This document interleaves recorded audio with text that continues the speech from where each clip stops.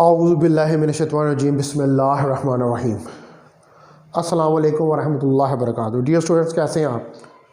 उम्मीद आप खैरियत से होंगे। तो चले शुरू करते हैं। आज हमारा lecture number 30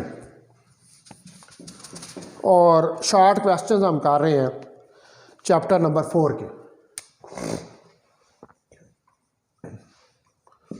lecture number 30 C1 physics first year और चैप्टर 4 है और शॉर्ट क्वेश्चन जो है वो हम स्टडी कर रहे हैं। और डेट जो है हमारे पास वो 31/12/2020 है। कल आई थिंक सो कि मैंने 2 शॉर्ट क्वेश्चन जो हैं वो आपको करवा दिए थे, ठीक है। तो आज हमने जो है वो तीसरा शॉर्ट क्वेश्चन जो है वो करना है, क्वेश्चन 4.3। तो अपनी बुक्स खोल लें और मैं यहाँ से स्टेटमेंट पढ़ूँगा और आप बुक से उस स्टेटमेंट को देखते जाएं और साथ हम आंसर जो हैं उनको राइट डाउन जो है वो करते चले जाएंगे, ठीक है जी। तो क्वेश्चन 4.3 है, a force F act through a distance L। कहता है एक फोर्स जो है वो एक्ट करती है डिस्टेंस L तक। The force then increase to 3F। Force जो है वो F से बढ़कर 3F हो जाती है, यानी कि 3 गुना हो जाती है। And then acts through a further distance of 2L। और फिर वो 2L डिस्टेंस जो है उस तक एक्ट करती है। कहता है draw the work diagram to scale. कहता है वर्क डायग्राम जो है उसको स्केल पे ड्रा करें और कैलकुलेट करके दिखाएं जो वर्क डन है। आप देखें कि ये हम ग्राफ इसका स्केल के ऊपर बनाते हैं। ये हमारे पास x एक्सिस है, ये हमारे पास y एक्सिस है, ठीक है। यहाँ तक कोई फोर्स हमारे पास 3F है, ठीक है। इधर तक कोई फोर्स हमारे पास 2F है। वर्टिकल के ऊपर हमने फोर्स को लिया हुआ है और हॉरिजॉन्टल पे हमने लेंथ को लिया हुआ है, ठीक है। यहाँ पर कोई फोर्स हमारे पास 1F है। तो ये 1F जो फोर्स है ये यहाँ से इधर तक जाती है 1L तक, ठीक है। इसके बाद यहाँ पर है 2L और ये पॉइंट यहाँ पर एंड हो रहा है, यहाँ पर है 3L, ठीक है। ये जिस जगह पर एक मिनट, ये जिस जगह पर पॉइंट एंड हो रहा है ये जिधर मैंने X लिखा हुआ है इधर हम लिख देते हैं, ये हमारे पास 3L पॉइंट है, ये X एक्सेस के अलावा, ठीक है। तो इधर से आप देखें कि ये 3F तक जाता है, इसकी हाइट इधर तक, ठीक है। और इधर हम इसको मिला देते हैं 3L के साथ, ठीक है। तो अब ये वाला जो पोर्शन है, ये वाला ये हमारे पास जो पोर्शन आ रहा है ये वाला, ये क्या है? ये हमारे पास 3F मल्टीप्लाई बाई 2L है, ठीक है। और जो ये वाला पोर्शन है ये छोटा, ये है 1F मल्टीप्लाई बाई 1L के बराबर है। तो जो हमारा area under the force displacement graph है ये किसके बराबर है? It is equal to the work done by the body. The area under force displacement graph is equal to the work done on the body, ठीक है। ये सारा जो एरिया इस ग्राफ के अंदर आ रहा है वो किसके बराबर है? ये बराबर है to the work done on the body, यानी कि जितना वर्क डन जो है ये बॉडी के ऊपर हो रहा है ये उसके बराबर है। तो हम इसको जो है वो अगर मैथमेटिकली लिखें तो W हमारे पास देखें, एक वर्क डन तो ये हो रहा है 1F मल्टीप्लाई बाई 1L। दूसरा वर्क डन हमारे पास ये हो रहा है 3F मल्टीप्लाई बाई 2L, ठीक है। तो ये हमारे पास क्या आ जाएगा? WFL प्लस 6F एल, तो डब्ल्यू हमारे पास 7FL। ये हमारे पास टोटल वर्क डन निकलेगा 7FL, जो इस बॉडी के ऊपर हो रहा है, जिस पर पहले फोर्स 1F लगी, फिर फोर्स जो है वो 3F के बराबर होगी। तो टोटल वर्क डन हमारे पास 7FL के बराबर निकल आया। ठीक है डियर स्टूडेंट्स, तो अब हम देखते हैं नेक्स्ट क्वेश्चन के क्वेश्चन 4.4। क्वेश्चन 4.4 क्वेश्चन 4.4 कहता है in which case is more work done. कहता है किस केस में ज्यादा वर्क डन होगा, when a 50 kilogram bag of book is lifted through 50 centimetre.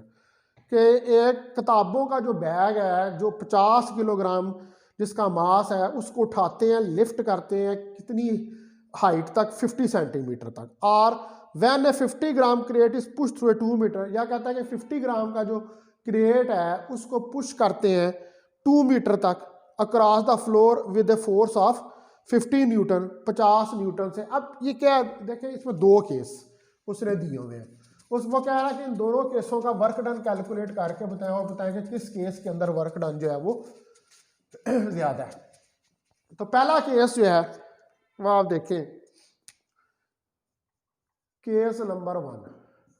ठीक है, केस नंबर 1 में 50 किलोग्राम का बैग है जो कि लिफ्ट करता है 50 सेंटीमीटर तक। ठीक है, यानी कि अगर हमारे पास ये बैग है इधर और इसको ऊपर लेके जाया जाता है 50 सेंटीमीटर तक, यहां से उठा के ऊपर लिफ्ट करता है 50 सेंटीमीटर तक, तो बताएं कितना वर्क डन होगा।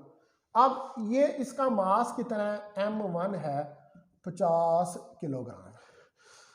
ठीक है, इसका मास M1 50 किलोग्राम है। इसको लिफ्ट करता है कितनी हाइट तक, 50 सेंटीमीटर, यानी कि 50 ज़रब 10 की ताकत नफी 2 बराबर हो जाएगा 0.5 मीटर, 0.5 मीटर। तो W1 अब हमने फाइंड करना है। तो W क्या होगा, W होगा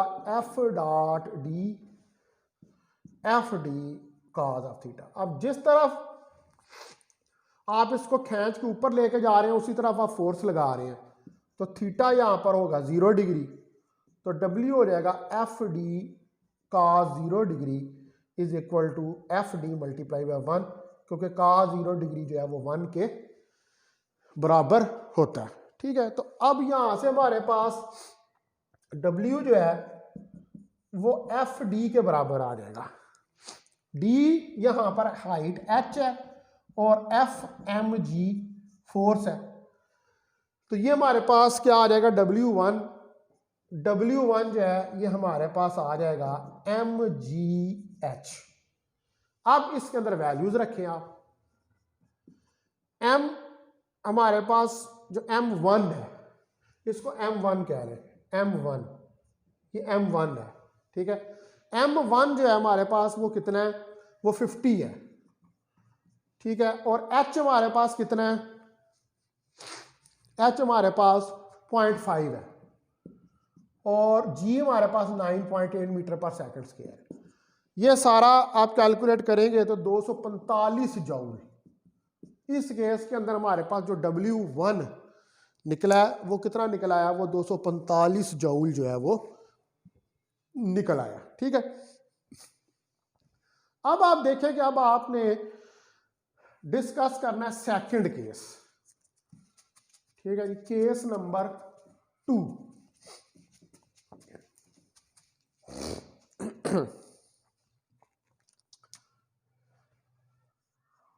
केस नंबर 2, केस नंबर 2 में है कि 50 किलोग्राम क्रेट M2 50 किलोग्राम है।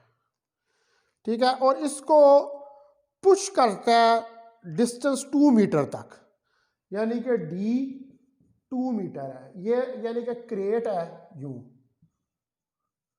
और इसके ऊपर U फोर्स लगाई जाती है यहां से, तो ये यहां से मूव करके इधर आ जाता है 2 मीटर का डिस्टेंस तय करके।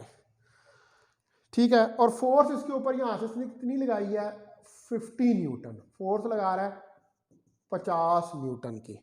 तो कहता है जब इसने फोर्स यहाँ से यहाँ तक लगाई है तो बताएं इसना कितना वर्क डन होगा।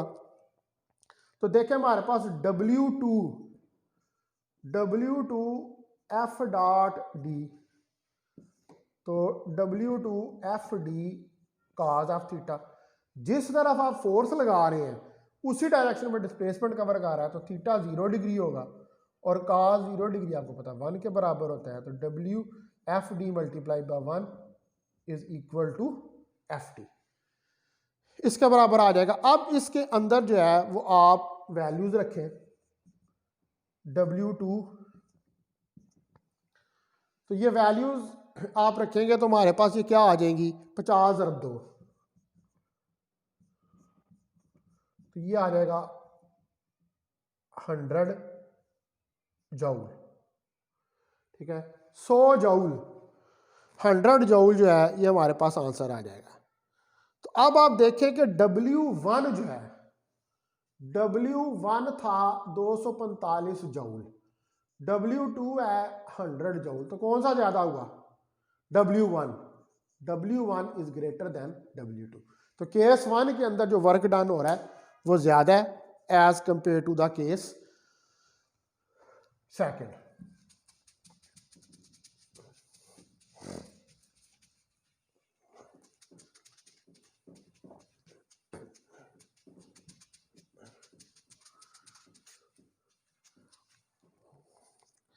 अच्छा जी, उसके बाद आए क्वेश्चन 4.5 के ऊपर। क्वेश्चन 4.5 है कि an object has 1 joule of potential energy, कहता है एक ऑब्जेक्ट जो है उसके पास 1 जूल जो है वो हमारे पास पोटेंशियल एनर्जी है, 1 जूल उसके पास जो है वो पोटेंशियल एनर्जी है, और वो जो 1 जूल पोटेंशियल एनर्जी है वो उसके अंदर स्टोर हो रही है, ठीक है। तो explain what does it mean, तो कहता है इसका क्या मतलब है।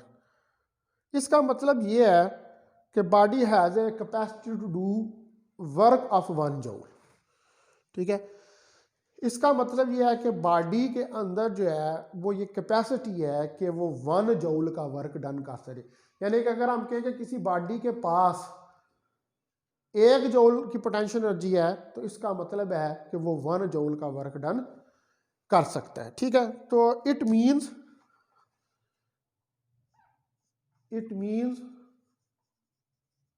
That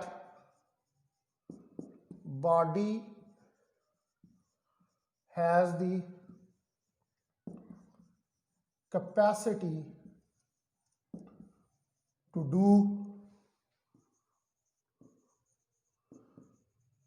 the work of 1 joule, कि बॉडी जो है उसके अंदर ये कैपेसिटी है कि वो 1 जूल का वर्क डन कर दे। अब मिसाल के तौर पर हम एक बॉडी जो है इसको लिफ्ट अप करते हैं तो 1 जूल वर्क डन होता है ये करने में, तो ये वर्क डन जो होगा ये स्टोर हो जाएगा बॉडी के अंदर in the form of potential energy. तो जब कोई ऑब्जेक्ट फॉल करता है तो it will do 1 joule work, जब नीचे भी गिरता है तो 1 जूल का वर्क होता है, और जब वो ऊपर की तरफ भी जाता है तो 1 जूल का वर्क जो है वो होता है। तो अगर if an object is lifted up, ऊपर की तरफ इसको खींचा जाए, is lifted up and 1 joule of work is done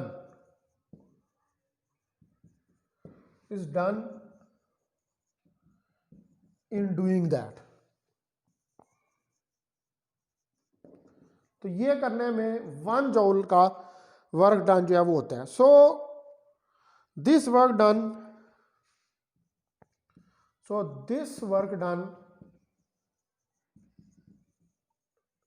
will store in the body in the form of of potential energy. तो ये बॉडी में पोटेंशियल एनर्जी की फॉर्म में जो है वो स्टोर हो जाता है। और जब सेम ऑब्जेक्ट फॉल डाउन करता है, when the same object fall down, यानी कि जब सेम ही ऑब्जेक्ट जो है वो नीचे की तरफ गिरता है, तो ये क्या करता है, ये भी 1 जूल का वर्क डन करता है। It will do work of 1 joule. तो जब कोई बॉडी नीचे की तरफ गिरती है, when the same object fall down नीचे, तो तब भी वो 1 जूल का वर्क करता है। और जब किसी बॉडी को आप नीचे से उठाकर ऊपर लेके जाते हैं, तो वहां पर भी 1 जूल का ही वर्क डन होता है। तो इसका मतलब है कि जब किसी बॉडी के बारे में हम ये कहें जी कि उस बॉडी की 1 जूल पोटेंशियल एनर्जी है, तो इसका मतलब है कि आपने उसके ऊपर 1 जूल का वर्क डन जो है वो किया। ठीक है,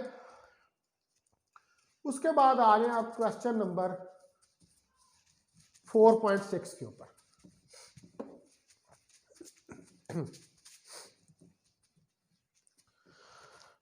तो क्वेश्चन नंबर 4.6 जो है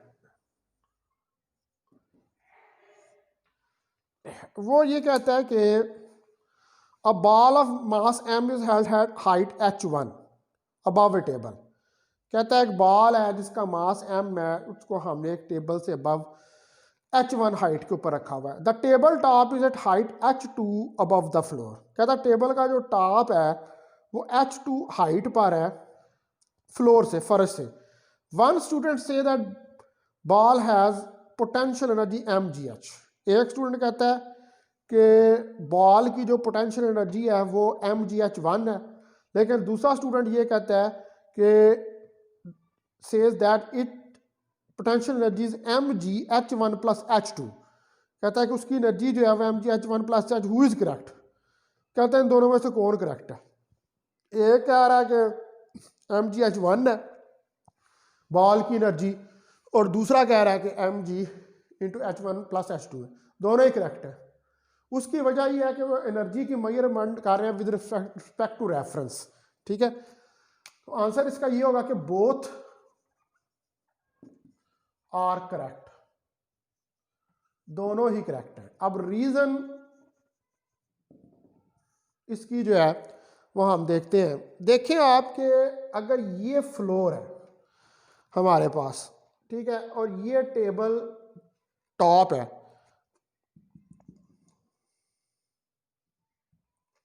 ठीक है जी, तो यहां से ये वाली हाइट जो है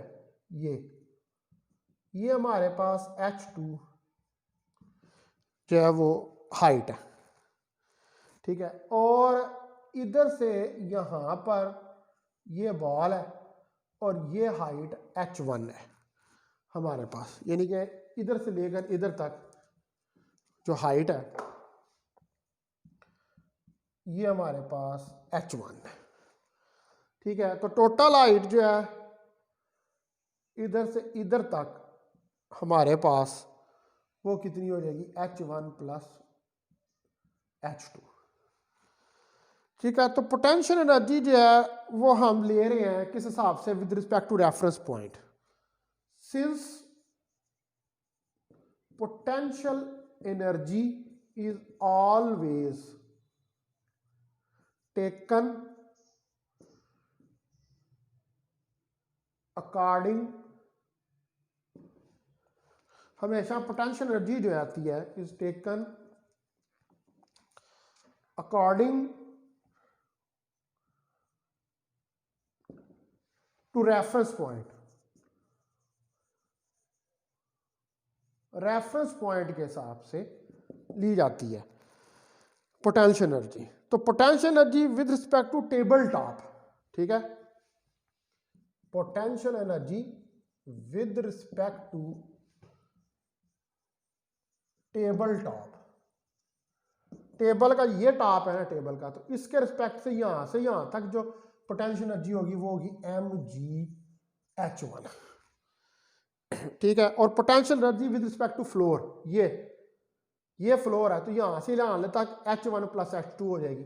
तो potential energy with respect to floor फर्ज से जो है वो mg into H1 plus H2 जो है ये हमारे पास हो जाएगी। तो हम ये कह सकते हैं कि एक स्टूडेंट ने पोटेंशियल एनर्जी मेजर किया कहाँ से, with respect to table top, और दूसरे ने मेजर किया विद रिस्पेक्ट टू फ्लोर। ठीक है। तो हम ये कह सकते हैं कि दोनों इसलिए करेक्ट हैं कि उनका रेफरेंस जो है वो डिफरेंट है। One student has measured potential energy with respect to tabletop, and the other student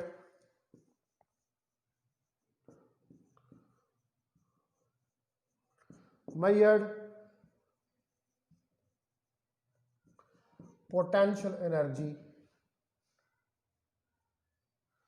with respect to floor. ठीक है। दोनों का रेफरेंस डिफरेंट है, एक फ्लोर से देख रहा है और एक टेबल टॉप से, लेकिन दोनों के केस में है सेम ही है, क्योंकि हम पोटेंशियल एनर्जी हमेशा जो है वो रेफरेंस पॉइंट के हिसाब से जो है उसको मेजर करते हैं। तो दोनों केसेस में उनका रेफरेंस जो है वो डिफरेंट है, लेकिन पोटेंशियल एनर्जी जो है वो सेम है। ठीक होगी बात।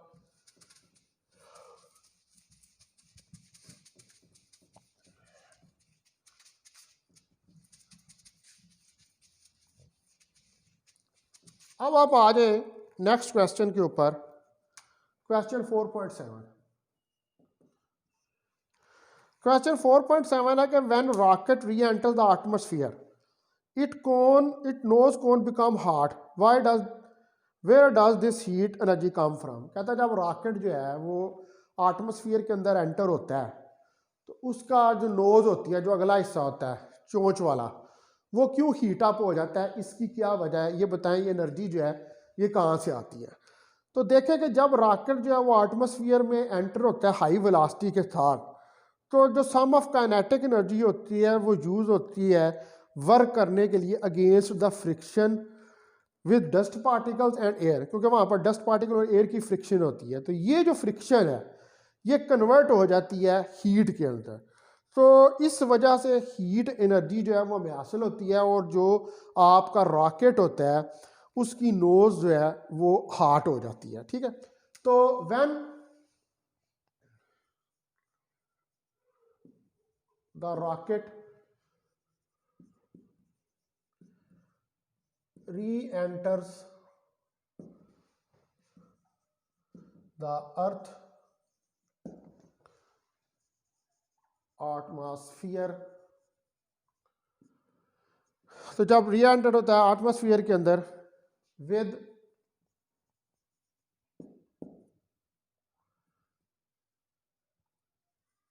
हाई वेलोसिटी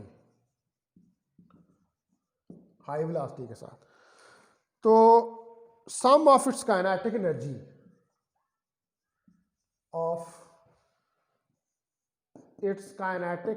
इसकी कुछ जो काइनेटिक एनर्जी है is used in doing work against friction of air particles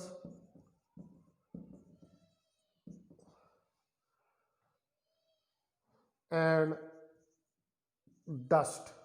air particles और डस्ट के अगेंस्ट जो है फ्रिक्शन वो यूज होती है, विच इज कन्वर्टेड, जो कि हीट में कन्वर्ट हो जाती है।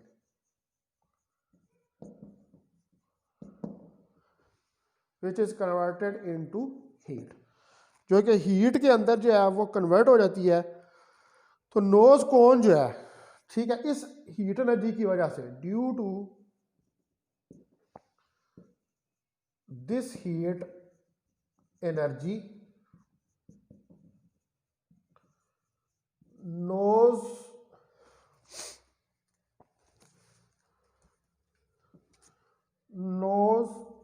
कोन बिकम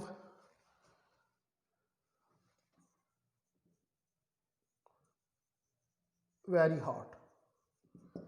हमारे पास जो नोज कोन होती है, वो जो कोन की तरह का नोज होता है, वो बहुत हॉट हो जाता है, बहुत गर्म हो जाता है इस वजह से, क्योंकि एयर पार्टिकल्स और डस्ट पार्टिकल्स जो है उनकी फ्रिक्शनल फोर्स की वजह से, क्योंकि उसकी वेलोसिटी बहुत ज़्यादा हाई होती है, मोमेंटम बहुत ज़्यादा होता है, इस वजह से वहाँ पर हीट एनर्जी जो है वो प्रोड्यूस हो जाती है। ठीक है, उसके बाद आए क्वेश्चन नंबर 4.8 पे।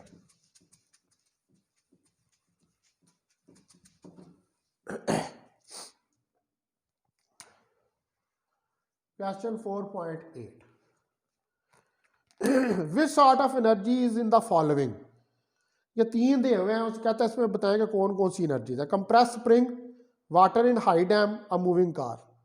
कंप्रेस स्प्रिंग में होती है elastic potential energy, water in high dam के अंदर होती है ग्रेविटेशनल पोटेंशियल एनर्जी, और मूविंग कार जो है इसके पास होती है काइनेटिक एनर्जी। ठीक है, तो पहले पार्ट के अंदर है हमारे पास इलास्टिक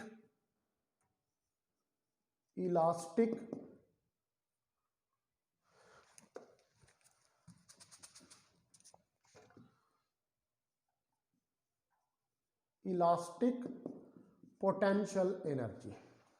बी पार्ट में हमारे पास ग्रेविटेशनल पोटेंशियल एनर्जी, और सी पार्ट में हमारे पास काइनेटिक एनर्जी।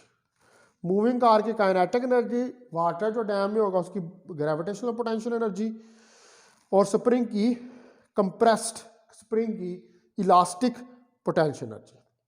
उसके बाद है क्वेश्चन 4.9 के ऊपर, a girl drops a cup from a certain height which breaks into pieces, what energy changes are involve.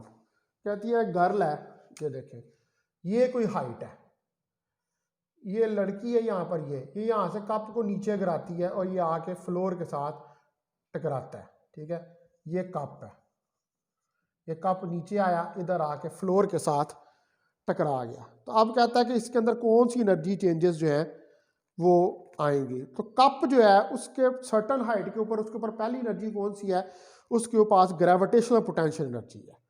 तो जब आप इसको ड्रॉप करते हैं तो इसकी पोटेंशियल एनर्जी डिक्रीज होती है, जब नीचे आएगी तो हाइट कम होगी, तो पोटेंशियल एनर्जी डिक्रीज होगी। लेकिन जब ये नीचे की तरफ गिरेगा तो इसकी वेलोसिटी बढ़ेगी। जब नीचे गिरते हुए इसकी वेलोसिटी बढ़ेगी तो इसका मतलब है कि इसकी काइनेटिक एनर्जी जो है वो इंक्रीज होगी, और जब ये स्ट्राइक करेगा ग्राउंड को तो इसकी पार्ट ऑफ काइनेटिक एनर्जी जो है वो यूज होगी ब्रेक करने को कप पे, और रेस्ट ऑफ जो एनर्जी है वो कन्वर्ट हो जाएगी किसके अंदर, sound energy, kinetic energy of moving pieces और हीट एनर्जी के अंदर। ठीक है, ये फॉलोइंग एनर्जी चेंजेस जो है इस केस में आएंगी जब एक लड़की एक कप को किसी हाइट से नीचे की तरफ फेंकती है। ठीक है, तो the cup has gravitational potential energy at certain height. एक सर्टन हाइट के ऊपर इसके पास ग्रेविटेशनल पोटेंशियल एनर्जी होती है व्हेन इट ड्रॉप, और जब इसको नीचे की तरफ गिराया जाता है, ड्रॉप का मतलब है नीचे की तरफ गिराया जाता है, तो इट्स पोटेंशियल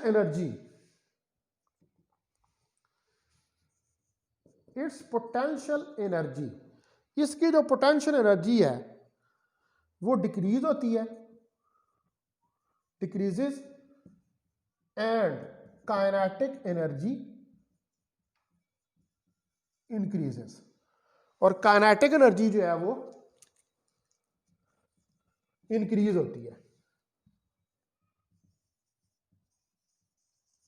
ठीक है, पोटेंशियल एनर्जी डिक्रीज नीचे आ रहा है और वेलोसिटी बढ़ रही है, तो काइनेटिक एनर्जी जो इंक्रीज होगी। तो जब ये स्ट्राइक करेगा ग्राउंड को, ठीक है, when it strikes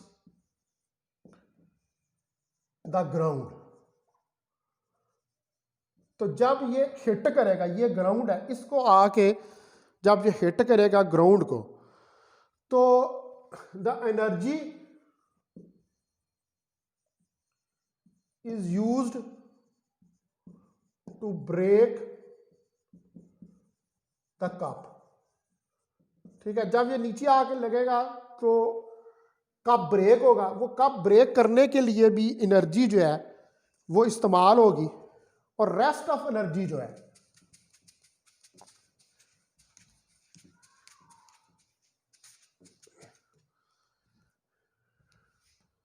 and the rest of energy will be converted into, और रेस्ट ऑफ एनर्जी जो है वो कन्वर्ट हो जाएगी किस में? नंबर 1 साउंड एनर्जी, आवाज पैदा होगी, टूटेगा कब तो आवाज आती है। साउंड एनर्जी में kinetic energy of moving pieces, नीचे गिरेगा तो पीसेस इधर उधर बिखर जाएंगे, उनके पास काइनेटिक एनर्जी होगी, kinetic energy of moving pieces. ठीक है, और नंबर 3 पर हीट एनर्जी, और हीट एनर्जी भी प्रोड्यूस जो है वो होगी। ठीक है डियर स्टूडेंट्स, तो अब आते हैं अपने लास्ट क्वेश्चन के ऊपर, फिर उसके बाद लेक्चर को एंड करते हैं। लास्ट क्वेश्चन है हमारा 4.10। अब बॉय यूजेज ए कैटापुलेट, कैटापुलेट होता है जो गुलेल नहीं होती जिसको हम कहते हैं, to throw a stone which accidentally smash a green house window. कहते हैं कि बच्चा जो है वो कैटापुलेट से शरारती बच्चा है, उसने वो पत्थर को थ्रो किया और पत्थर ने जो ग्रीन कलर का हाउस था उसकी जाके विंडो को हिट कर दिया और विंडो को तोड़ दिया। List the possible energy changes, तो कहता है इसमें कौन कौन सी एनर्जी चेंजेस जो है वो आएंगी। तो इसमें फॉलोइंग एनर्जी चेंजेस आएंगी, the following energy changes occurs. ठीक है, इसमें मुंदरजा झैल एनर्जी चेंजेस जो है वो अकर करेंगी। नंबर 1, व्हेन द बॉय, जब बॉय जो है वो थ्रो करेगा, थ्रोज द स्टोन, यानी कि अपने कैटापुलेट से जब वो स्टोन को थ्रो करेगा, तो इलास्टिक पोटेंशियल एनर्जी जो है, द इलास्टिक पोटेंशियल एनर्जी जो है ये हमारी चेंज हो जाएगी इनटू काइनेटिक एनर्जी। देखिए जो गुलेल होती है ना, उसके अंदर वो एक इलास्टिक स्प्रिंग सा लगा होता है, वो स्प्रिंग को जब खींचेगा, ये जब खींच को खींचेगा तो उसने क्या वर्क डन किया, इस तरह खींचने में वर्क, तो वो जो वर्क डन है उस स्ट्रिंग के अंदर वो as an potential energy store होगा, और फिर जब वो यहाँ से खींच कर उसको छोड़ देगा तो वो गुलेल में से पत्थर आगे की तरफ जाएगा। अब वो पोटेंशियल एनर्जी जो है वो क्या होगी, जब वो आगे की तरफ मूव करेगा तो उसके पास काइनेटिक एनर्जी जो है वो आ जाएगी। ठीक है, एक चीज। दूसरा हमारे पास when the stone hit the window,